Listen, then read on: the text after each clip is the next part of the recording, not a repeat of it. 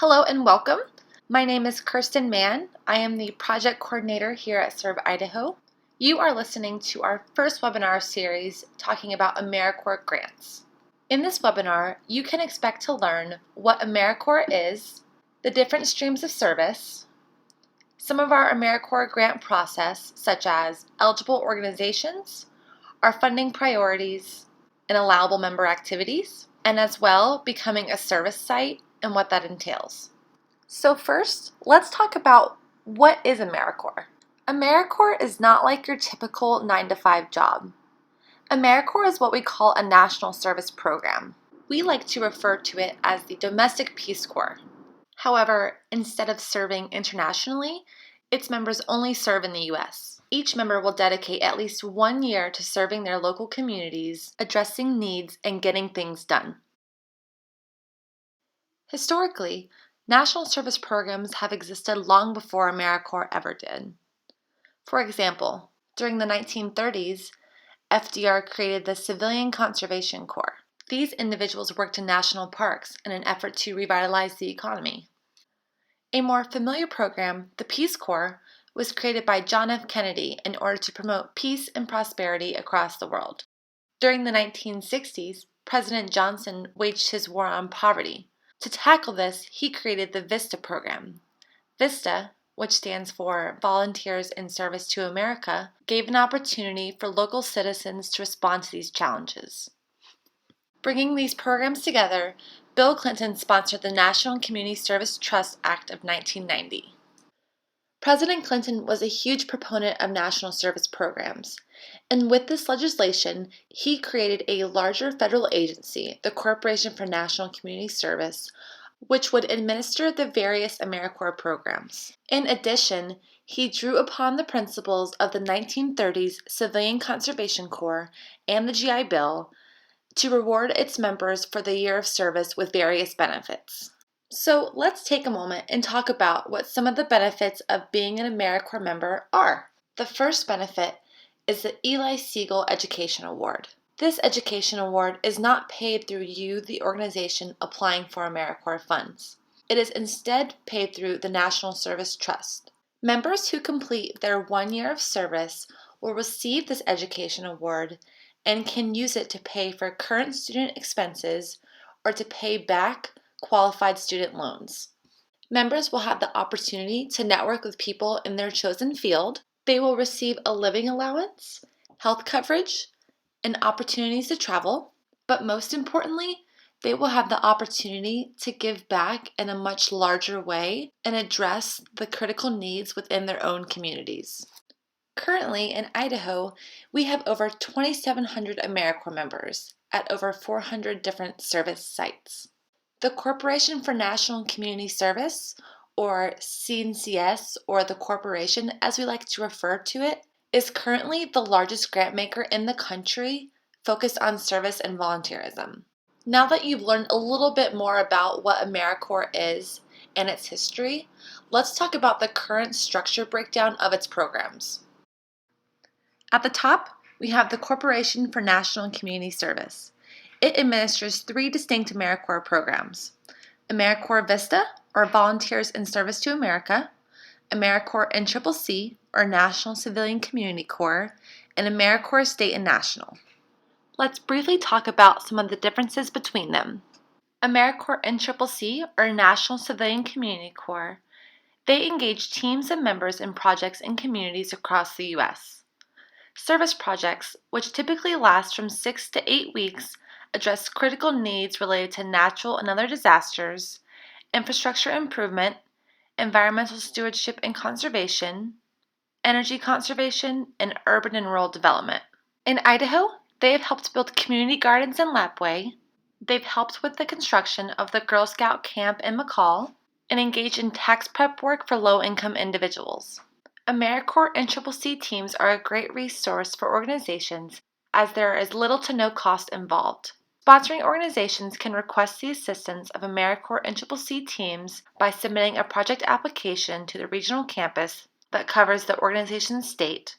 For the state of Idaho, our regional campus is within the Pacific region. The campus then provides assistance in completing the application, developing a work plan, and preparing the project sponsor for the arrival of the AmeriCorps NCCC team. If you would like to learn more about NCCC or connect with the program director in the Pacific region, you can connect with us here at Serve Idaho or go to www.nationalservice.gov. Much like Lyndon Johnson envisioned, the AmeriCorps VISTA program is still addressing poverty in different communities. To address poverty issues, AmeriCorps VISTA members are there to provide capacity building services. Capacity building services include things like grant writing, program development, or fundraising. To apply for an AmeriCorps VISTA member, their applications are accepted on a rolling basis, and you would connect with what we call the State CNCS office. To connect with the State CNCS office, you can connect directly with us at Serve Idaho or go to www.nationalservice.gov to find the direct State CNCS office information for Idaho. AmeriCorps state programs provide direct service. These are the programs that Serve Idaho administers. For the remainder of this webinar series, we are going to touch on the specific details of the AmeriCorps state programs. So let's take a moment to recap. At the top, we have the Corporation for National and Community Service. They delegate a certain portion of funds to go to a state service commission. Serve Idaho is a state service commission.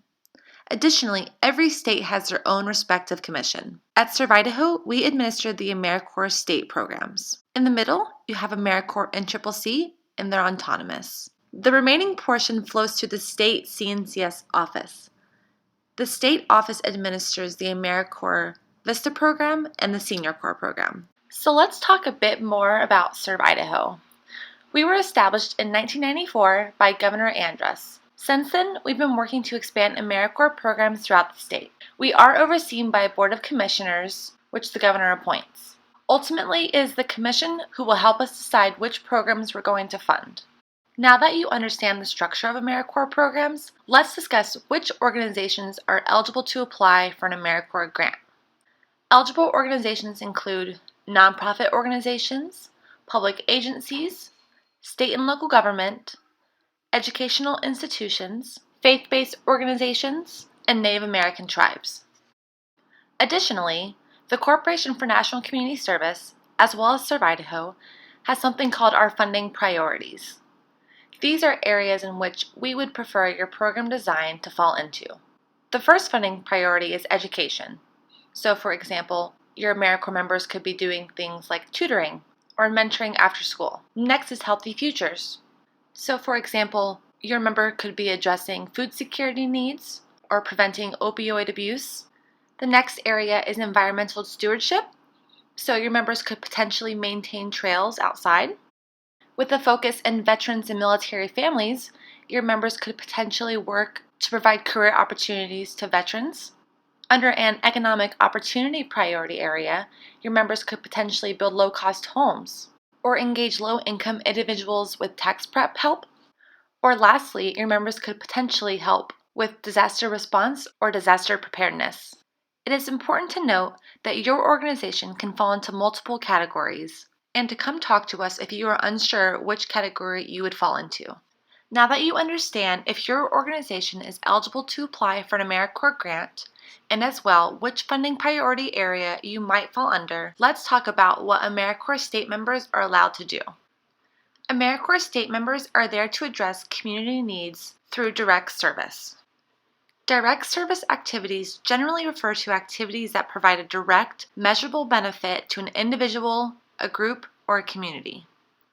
Examples include tutoring children in reading, helping to run an after-school program, providing health information to a vulnerable population, providing relief services to a community affected by a disaster, or engaging in community cleanup projects.